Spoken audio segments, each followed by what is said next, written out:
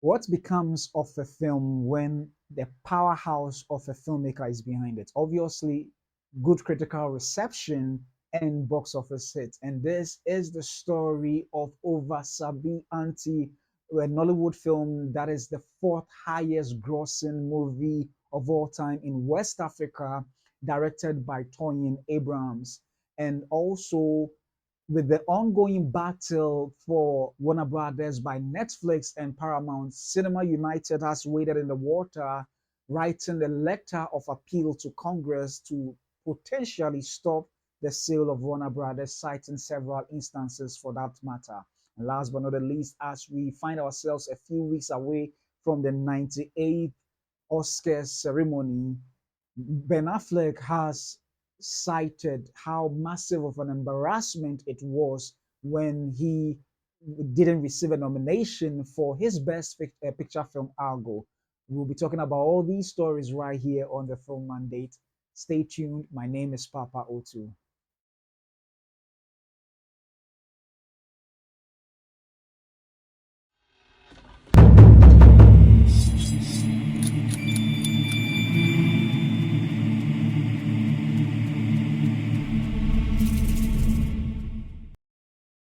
Hello and welcome back to the Film Mandate, where, as usual, I bring to you movie news, reviews, and reactions, both from the African front and the international scene. And thanks for joining me for this episode. So, one of the exciting things, particularly for those of us who are from this part of the world when it comes to movies and everything, is when we hear of exciting news as this story I'm about to share.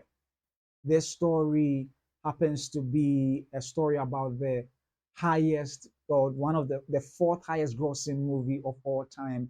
And I'm talking about none other than an exciting story from Nollywood that is Over Sabi Aunty. Over Sabi Aunty.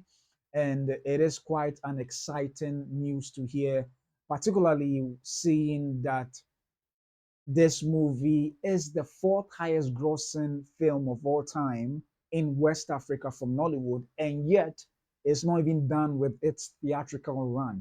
And that is quite exciting to hear. And I'm happy for this success, proving that Nollywood as a Nollywood or Nigeria as an African state is indeed a powerful market when it comes to cinema on the continent, and that is quite exciting to see.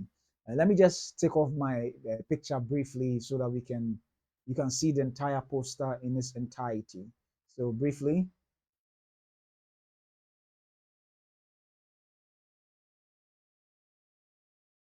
yeah. So that is Over Sabi Aunty, and Over Sabi Aunty is making such big waves all over the continent, and already it has gone on to make over 700 million naira.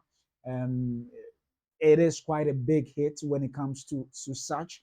And quickly, let's just go and take a look at the story that highlights this very success that we are excited about and want to celebrate. So, in the in a newspaper article published online called The Nigerian Voice, it goes on to say that fourth high grossing Nollywood movie of all time in West Africa, Toyin Abraham's Oversabi Aunty sets pace.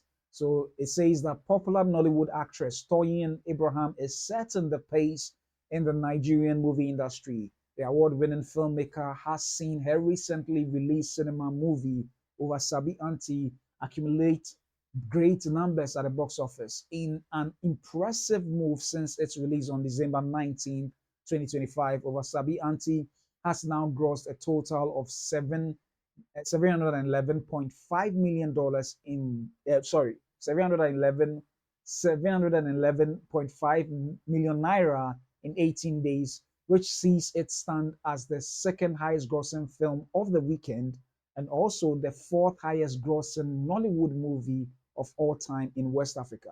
For Lost for Words over her remarkable feat, Toyin Abraham admitted that her heart is full.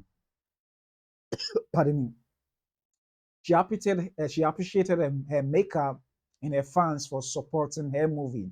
Additionally, she urged them to keep watching and promoting the movie to others. She wrote, I may not have the perfect words, but my heart is full. Thank you, Lord, and thank you to every single person watching and supporting Oversabi Aunty. I am deeply grateful. And that is in this image you see over here.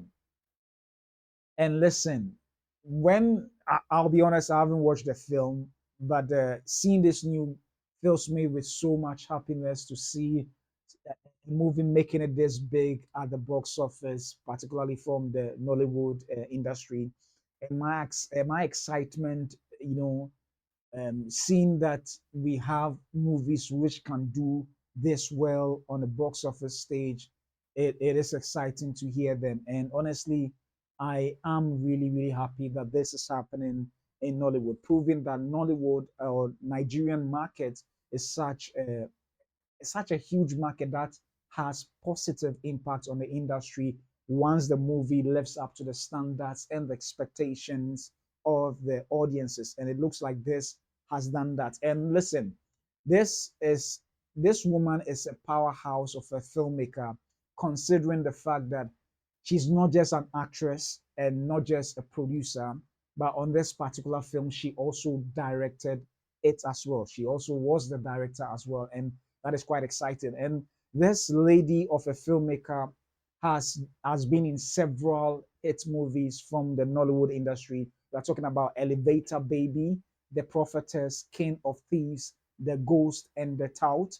And she has several films. If you go to her Wikipedia page or even just Google her, she starred in several movies from Gangs of Lagos, which was a massive, I don't know whether it's a Netflix or Amazon movie. Pardon me. I'm actually not sure which streaming platform it's on, but she was in this movie as well. And this indeed is quite exciting, seeing that you know, we've always been hoping that the African markets will be rife and big enough to be able to sustain the movies that we do on the continent. And finally, or perhaps we may not have been aware since I'm not in Nigeria, but at least with this story being published, it points that if Africa should really unite the entirety of their markets, you can imagine how far even this movie would have performed on the box office stage. But I'm excited that even from the Nollywood market and potentially, I think it's also showing in the silverbird cinemas in Ghana as well. So from the Black Star film market as well, these movies are doing great numbers. So you can imagine if it is networked through a number of cinemas all over, built in Ghana and all over Africa, that would be a gigantic box office returns, and I'm excited about that.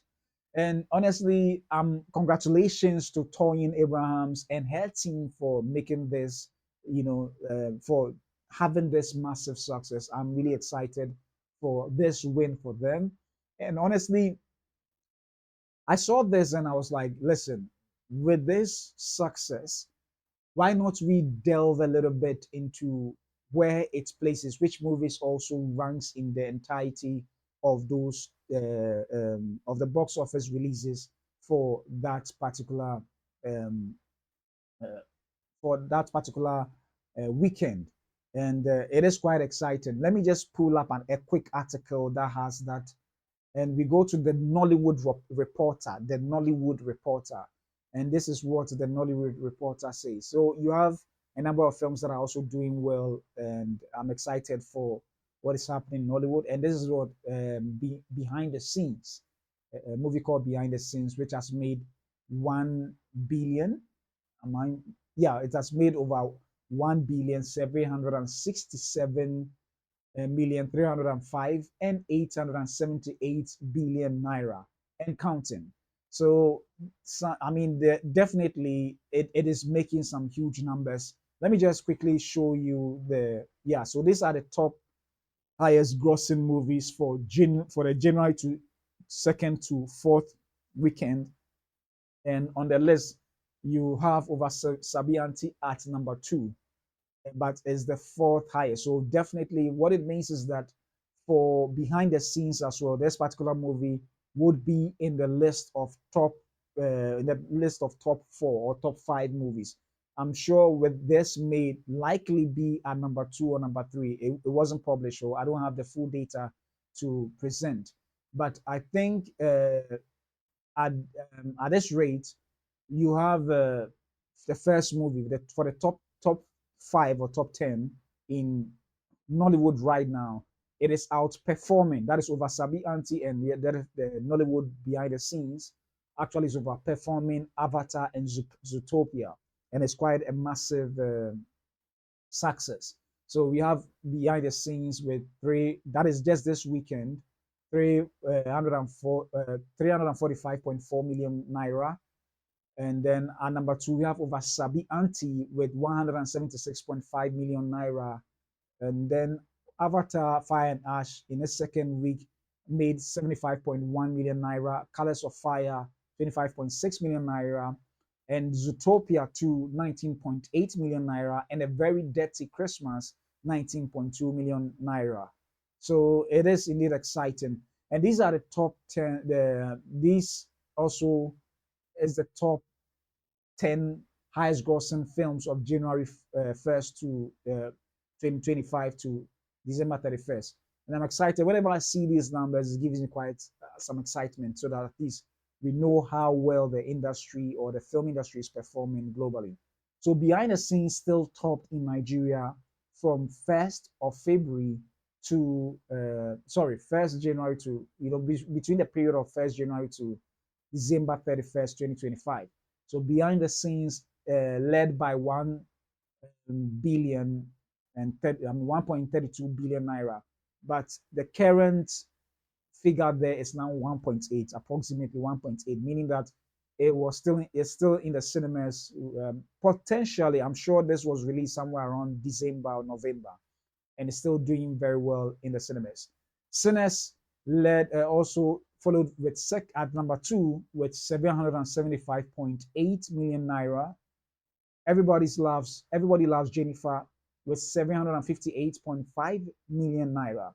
And Ginger, I don't know whether it's a Bollywood film, but it followed at number four with 522.9 million naira. Superman with 493 million naira. Fantastic Four, 488.8 million naira. And then Oversabi Aunty, placing it within the ranking in the year 2025, since it released in December 18th, it made 480.1 million naira. But now it's made around 711 million naira. So it's really performing well.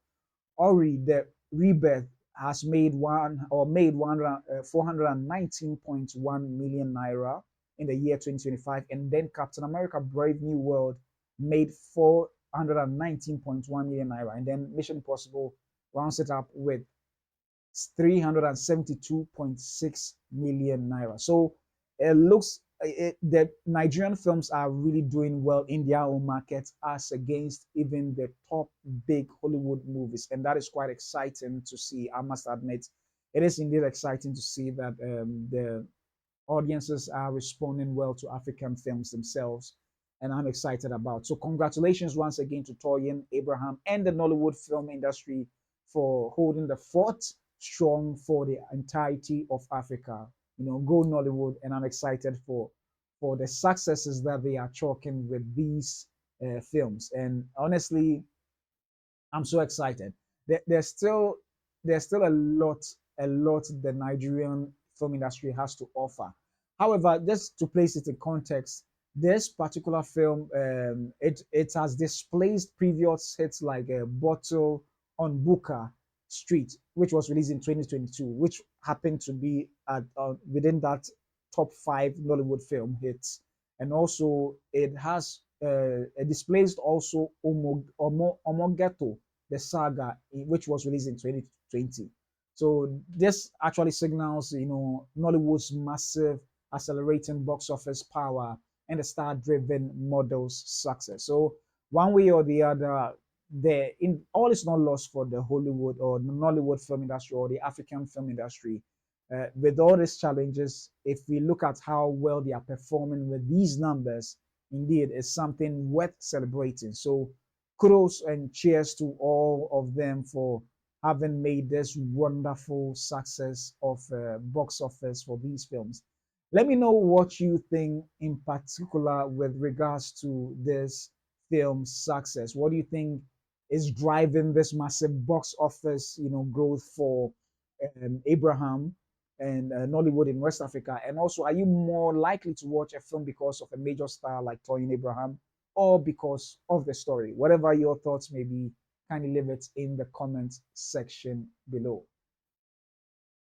So now we move on to quite an exciting story. One of the biggest stories in film history is the sale of Warner Brothers and the ongoing battle between two juggernauts of film studios, that is Netflix and Paramount, to win over the last gold mine or the last gold mine of Nollywood and sorry, of Hollywood, and that has to do with the sale of Warner Brothers. And there's been so many concerns raised by stakeholders in the industry, filmmakers. Even we had Christopher Nolan going to meet with David Zaslav to discuss the terms of the sale, not necessarily the details of the sale, but his concern with regards to Netflix taking over. As we all know, Christopher Nolan is a big proponent of the cinema going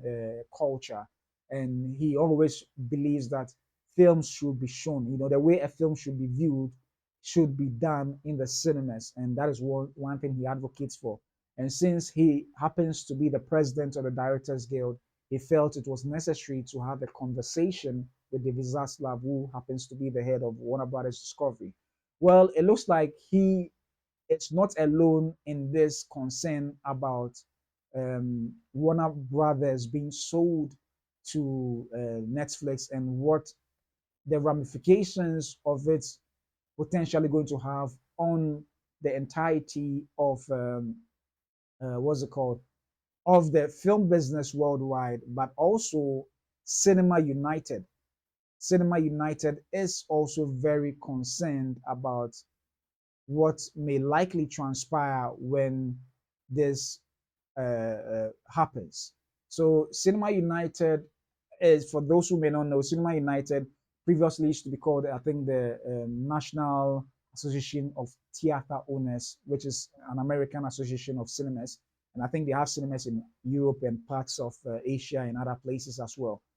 And they have changed their name to Cinema United now. So they wrote a letter to Congress since the sale would not go through till I think a government agency finally go through the details with a fine comb, and then if everything is all right, they pass it on. But they brought an interesting concern, which is captured in an article published in Variety that I feel like it's necessary we read to give us a clear insight as to what their concerns actually is. So, published in the Variety newspaper, this is what the article has to say. Cinema United warns Warner Brothers sale will hurt movie business.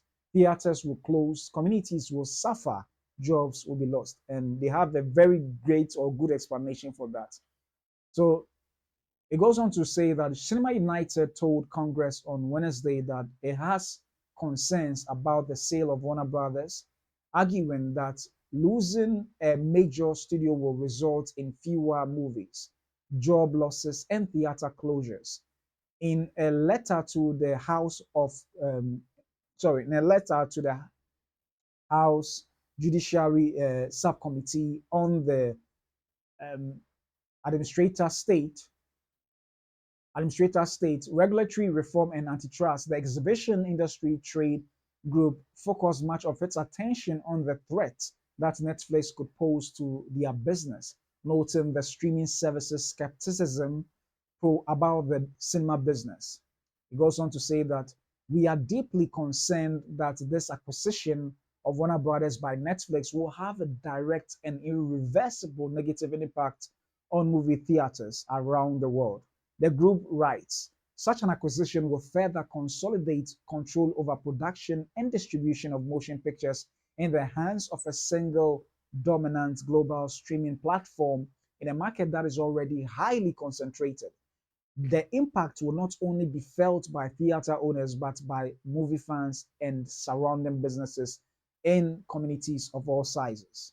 It is very crucial that I read the entire article because it is indeed very detailed in its letter. So it goes on to say that, however, it stressed that if Netflix falters and Paramount, which is trying to outmaneuver the streaming giant, buys Warner Brothers, that also presents challenges. If Paramount or another major studio ends up displacing Netflix as the buyer, our concerns are no less serious. The group writes a combination of Paramount and Warner Brothers, for instance, would consolidate as much as 40% of each year's domestic box office in the hands of a single dominant studio. Let me leave it here at that for this moment. And this concern, indeed, I clearly understand why this is a major concern. If you read the entirety of the article, it goes on to even they brought up the issue of Disney acquiring 20th Century Fox, which now has been folded into Disney. And they have noticed that as a result of the sale, now the number of films that Fox used to release, the current Fox studio, which is now named Disney's 20th Century, only produces half of the films that they used to produce annually. So with this case in point, it's it is perhaps something to or worth considering, seeing that it's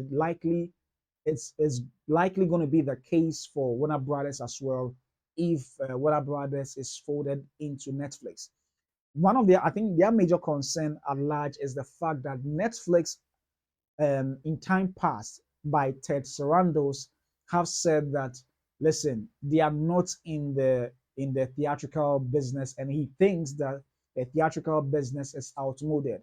And even films that they had that could be a massive, theatrical hit, whenever they release it in the cinemas, it's usually no more than 2 weeks.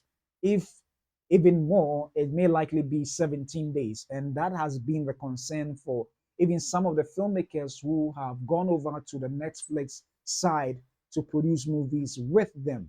So it has really been an ongoing discussion as to why Netflix doesn't want to release its films in the cinema. So this has been a major concern for the film industry or the stakeholders who are more of the theater screening, or enthusiasts. So that has been a major concern for them. And I can understand clearly why this Cinema United would want to particularly have government or the House Senate address this issue.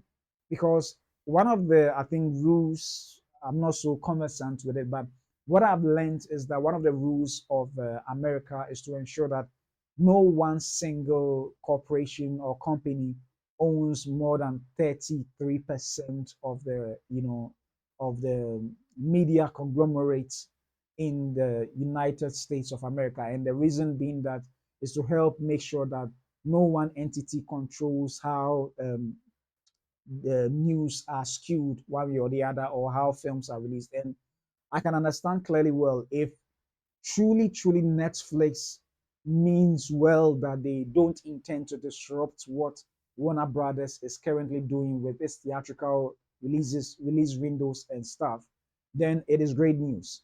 But what is to say that down the line, or I mean, Netflix rescinding their decision and forcing Warner Brothers to release films the way they do. So that will be a major problem should that happen, because if they end up owning the studio, they can determine how things should go or be run at Warner Brothers Discovery. So clearly, I can understand their major concern. And if you are going to use the case study of 20th century, it potentially means that for all the reasons they stated, people are going to lose their jobs. There will be less films produced. So even in losses of job, you're going to have um, a lot of people sort of, job cut down of jobs because there will be redundancy in some of the jobs since Netflix in itself, even though it's not a traditional film studio, still have offices that operate or positions that operates almost similar to that of Warner Brothers. So it would mean that even if they may not want to have, they think Warner Brothers own is much better, it means that they will have to sack their unit. So whichever way is going to create a lot of job losses as they try to consolidate the two studios together. Same would happen with Paramount if they decide to buy Warner Brothers, meaning that Skydance Paramount would have to consolidate most of the offices, seeing that both studios indeed happen to be a typical traditional studio. So in that case, having the same marketing offices, production offices and stuff would not be necessary. But having one alone will save cost and then would help push their profit margins higher as you would need less money comparatively to manage the two studios. So it is indeed of a concern that these cinema owners have raised these issues. And the case study of Fox 20th Century now releasing half the movies that they used to release prior to the sale would mean that it's likely going to happen to Warner Brothers as well when it's folded into any one of these cinemas. The question now would be, if that is the case, what would the Cinema United have Warner Brothers do? Because the reason Warner Brothers wants to sell, you know, the results that want to sell Warner Brothers is the fact that they had a lot of losses and it's actually tried to manage to revive the company, making sure it stays afloat and is doing well. So I don't know how they're going to solve this issue of a sale if indeed Warner Brothers decides, Congress or Senate, whoever is in charge of that, stops the sale. It would indeed hurt Warner Brothers more than, well, I mean, if it ends up selling, it's actually a good thing for them. But the question would be, can Warner Brothers have that the longevity to be able to sustain the box office successes in order to make Warner Brothers a success again? These are things or questions that cannot be answered unless you find yourselves in the boots of the Zaslav. And I can understand. I'm sure he's seen the numbers, he's seen everything, and perhaps he thinks the best thing for Warner Brothers and the board at large would be to sell. And the fact that the board has approved of the sale means that they feel that that's the right thing to do. But I also clearly can understand what the Cinema United would want for Warner Brothers. But at the end of the day, we are yet to see how all these was going to transpire, particularly with the letter they've sent. Will the will Senate or will the government intercede, intervene and prevent it from happening? Well, we are yet to see that. So, indeed, it is quite some difficult time. And their concern actually is not just for the United States of America, but it's for the global film industry.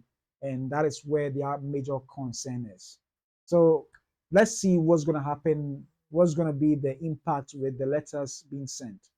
So let me know what you think. Do you think theaters are actually at risk of closure, or will the experience survive no matter what? And if you had to choose, would you prefer a major studio be bought by a streaming service or by another traditional studio? Whatever your thoughts may be, kindly leave it in the comment section below.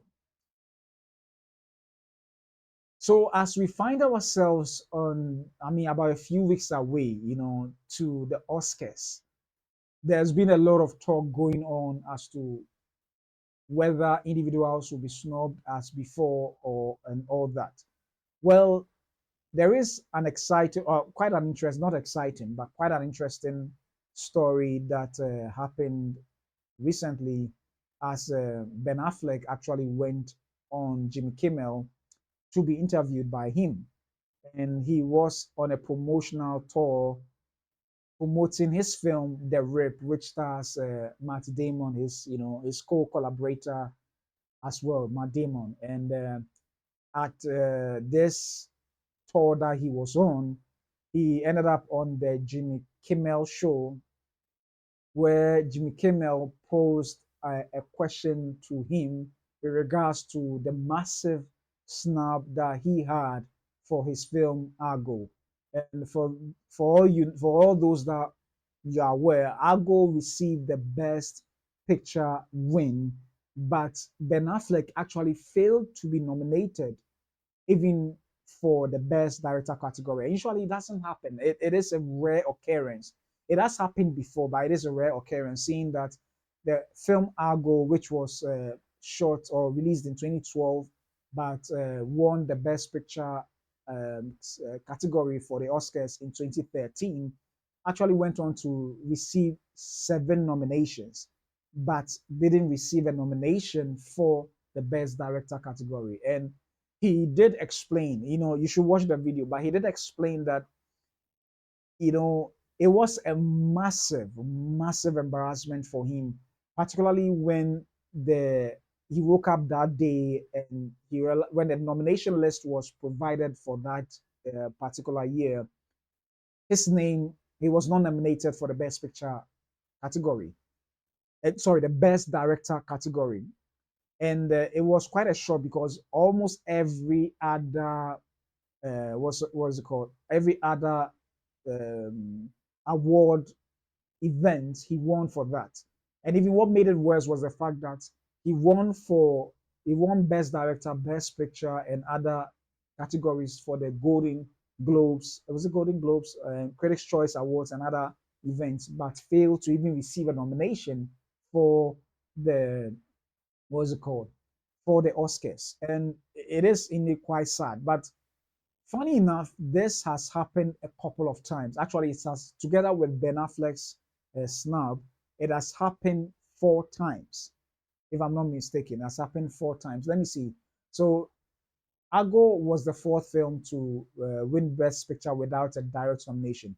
The other films that happened, I mean, that it's happened to, is 1927's Wings, and then 1932's Grand Hotel, and then 1989's Driving Miss Daisy. So these are 3 other films which ended up in such a situation similar to Ben Affleck's Snub at the Oscars. And it is sad that that is indeed the case. That is, I mean, that happened to Ben Affleck because that movie was expertly directed.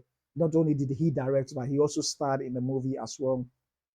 And you would assume that at least for having a best picture, it being nominated for a film to be nominated in the best picture category, at least it's going to receive a nomination, even if it doesn't win. Even if it doesn't win. But not only was he, I mean, didn't not win, but he wasn't actually even nominated for the best director category, and that was sad. And he opened up to it on the Jimmy Kimmel show, talking about how a number of especially at the in the at the morning of the nomination list when it was released, when he discovered that he wasn't nominated and he was going for the the Critics' Choice Awards that very same day, he ended up on the red carpet and there were a whole lot of media personnel ready to talk to him. About 500 of them, or whenever they talk to him, they always bring up the issue. Oh, so with a Snub, and he felt them showing him pity and all that. But that was quite an embarrassing moment for him because everybody thought it was going to be a done deal. He was going to be nominated and potentially win. Unfortunately, it didn't pan out that way. So, I mean, Ben Affleck, in his usual fashion, having this happen long time ago, actually went on to make fun of the entire of the entire thing, with Jimmy Kimmel also, having a banter with him back and forth as to all this happening. So it is quite sad when sometimes a good film of this caliber doesn't end up being nominated for having done a good job of being, directed by a stellar, iconic A-list director in the person of Ben Affleck. Now, all the same, well, we hope that in the next Oscars, which is a few weeks away, but potentially, I think in this month, they're going to nominate, they're going to actually nominate the films. What we have now is the short list of nomination or films that are likely to be nominated, but the films themselves have not been nominated yet. So hopefully, we are hoping that none of these major contenders for the Best Picture category are snubbed. I mean, for the Best Picture category, the two leading ones is One Battle After Another, and also you have One Battle After Another, directed by Paul Thomas Anderson, who has actually won the Critics' Choice Awards. So he won for both the, I think, screenplay, the picture itself, that is the best picture category, as well as the directing. So we are hoping that he's not snubbed for this, because that would be a travesty of, I mean, of a proportion that we cannot imagine, because he's actually the one being tipped to actually win for the Oscars as well. And also Sinners, directed by Ryan Coogler, which was also nominated, and himself nominated for the best picture director as well, but I mean, he didn't win for both. So hopefully, none of them are actually snubbed, because these two deserve it. And I'm sure there are other directors as well, like Chloe Zhao and pardon me, I think I'm not sure whether John M. Chu will be, I mean, nominated for the Wicked, for good. But regardless, I'm hoping that none of those film directors who are deserving to be nominated are snubbed for this particular 98th Oscar. So let me know what you think. Do you think award snubs matter in the long run for a filmmaker's career or legacy? And in the pressure and embarrassment of award season, a fair price for the recognition? Whatever your thoughts may be, kindly leave it in the comment section below. And all too soon, I've come to an end of the Film Mandate, this episode of the Film Mandate.